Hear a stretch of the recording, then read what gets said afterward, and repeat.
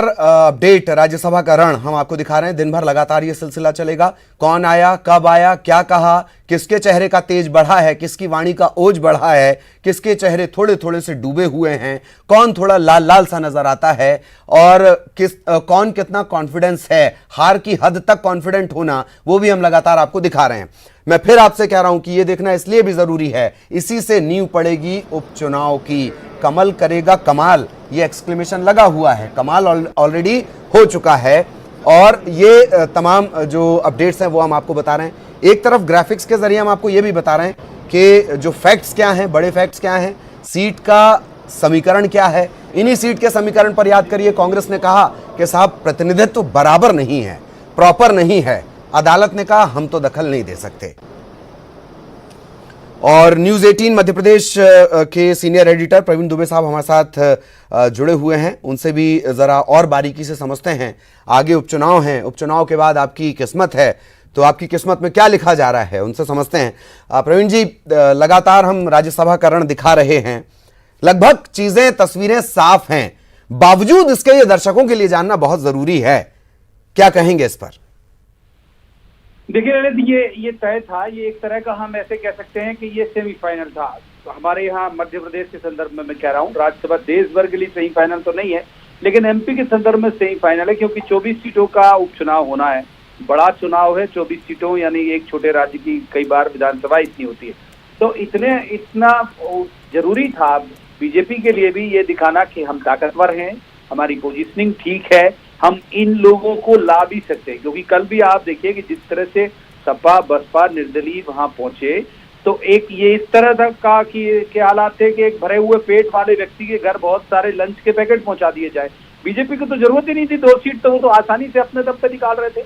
ये उन्हें जोड़ा केवल इसीलिए, ये दिखाने के लिए कि पावर गेम में हम कहाँ बैठ रहे हैं। तो ये एक महत्वपूर्ण बात है।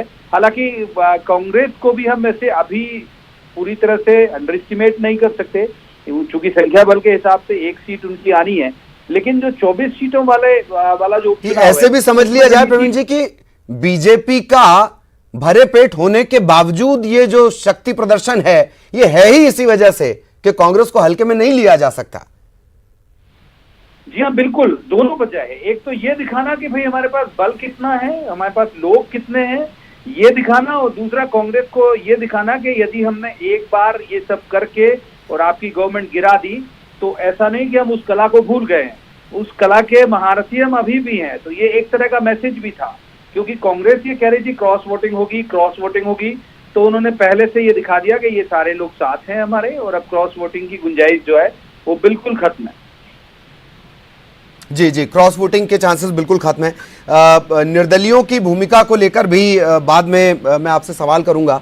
एक जो नाम है जिसने, मैंने शरद से भी यही सवाल किया था, सुमेर सिंह सोलंकी अचानक से लाइट, हालांकि वो माखन सिंह सोलंकी के मेरा ख्याल है रिश्तेदार हैं, अचानक से संघ की पृष्ठभूमि प्रोफेसरी से सीधे पॉलिटिक्स, और आज तो जब वो शरद से बात कर रहे थे तो उनके चेहरे का तेज और ओज दोनों ही बदले हुए थे। प्रवीण जी, दरअसल संघ की पृष्ठभूमि वाला व्यक्ति आत्मविश्वास से तो भरा हो ही जाता है, इसमें कोई दो राय नहीं है। और संघ बहुत हद तक तय भी करता है कि क्या किन को भेजना है और कैसे भेजना है। तो सुमेर सिंह सोलंकी का तो उस समय नाम भी बहुत ऐसा चौंकाने वाला लोगों को लगा नहीं था, क्योंकि ये खास है कि भाई संघ इंटरफेयर करेगा और 1 सीट तो कम से कम वो अपने लिए रखेगा। अगर सिंधिया नहीं आते तो हो सकता है कि दोनों संघ के लोग ही हमको यहाँ पर देखने को मिलते। पिछली बार भी प्रभात जज जो थे वो भले भाजपा में थे, लेकिन उनकी पृष्ठभूमि संघ की थी, वो संघ के ही कैंडिडेट के तौर पर थे।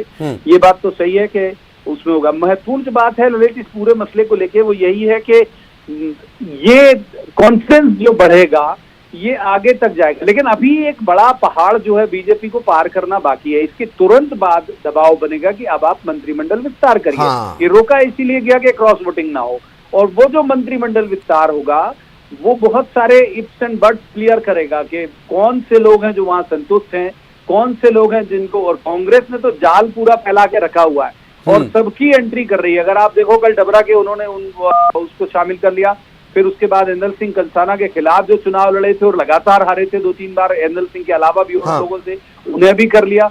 तो कांग्रेस ने जाल तो रख लिया, बिना वो छोटी मछली बड़ी मछली आकार वो तय कर ही नहीं रही, आने दो वाले भाव में कांग्रेस है। तो अब जब ये बड़े नेता नाराज होंगे तो कांग्रेस के भी मतलब एक तरह की लॉटरी खुल सकती है, ये चिंता है बीजेपी को। तो ये जो शक्ति प्रदर्शन है ये इसी बात को लेके है कि एका है न केवल हम में बल्कि बाहरी भी हमारे साथ आने को बेताब है। जी, ये एका दिखाई जा रही है पर चिंता अंदर खाने में चल रही है। एक बात और, अब मैं कांग्रेस के परिप्रेक्ष्य में, आपने जिक्र किया, अगर मैं गलत नहीं हूं तो शायद अजब सिंह कुशवाहा हैं, वोट ऑफ मार्जिन 13,000 10,000 से ज्यादा, उसके बावजूद एंट्री, तो मतलब हारने वालों पर भी दांव लगा दिया जाएगा कांग्रेस की तरफ से। दरअसल ये इनको उम्मीद ये है ललित कि वहां पर ऐसा व्यक्ति खड़ा कर दो जो टॉकिंग पॉइंट क्रिएट करे। ये अभी टॉकिंग पॉइंट बनेगा कि साहब पिछले बार ये लोग अलग अलग पार्टी से आमने सामने, हाँ, अब इस बार अलग अलग पार्टी से आमने सामने।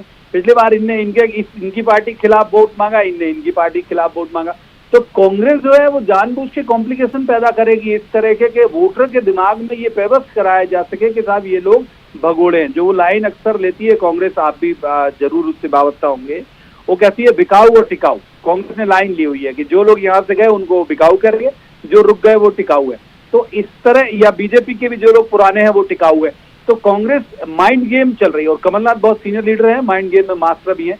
तो पूरी जो उनकी जो तैयारी है वो उसी को ध्यान में रखे है।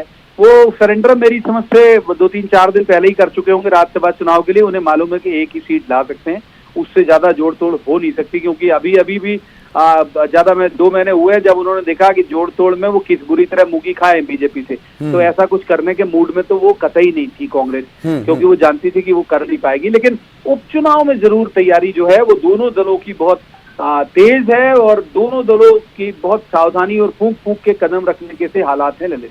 जी जी जी, वक्त की थोड़ी कमी है, बहुत बहुत शुक्रिया आपका। लेकिन अगली बार जब चर्चा होगी तो रूठने और मनाने में सबसे ज्यादा मनाने में किसको मशक्कत हो रही है, इसको लेकर हम चर्चा करेंगे और वो भी बहुत दिलचस्प है। मैं शुरुआत से कह रहा हूं कि राज्यसभा का रण जिसके नतीजे लगभग तय हैं, बावजूद इसके, जैसा कि प्रवीण जी जिक्र कर रहे हैं, इतना एग्रेशन क्यों पार्टियों में? फिर से कांग्रेस को बस बुलवानी पड़ी, मेरे ख्याल से 2 बस बुलवानी पड़ी, उसमें अपने विधायकों को लाना पड़ रहा है। बाकी राज्यों के हाल देखें तो वहां तो स्थितियां और भी ज्यादा दिलचस्प हैं, चाहे गुजरात की बात कर ली जाए, राजस्थान की बात कर ली जाए। गहलोत साहब कैसे सो पा रहे होंगे इसका अंदाजा भी आप नहीं लगा सकते। हर वक्त एक ही सपना कि कहीं भाजपा से कोई आकर किसी अपने को गैर ना बना ले। भाजपा एक्सपर्ट है ना इसकी। तो इन तमाम परिस्थितियों के बीच जो 24 का उपचुनाव होगा वो इस पर असर करेगा और वो 24 का उपचुनाव पूरे देश की सियासत देखेगी कि बगावत से सियासत का रास्ता भी क्या इस तरीके से बनाया जा सकता है। ये समीक्षा जो एनालिसिस है वो भी चलता रहेगा, अपडेट भी हम आपको बताएंगे, तस्वीरें भी हम आपको दिखाएंगे। ब्रेक के लिए रुक रहे हैं।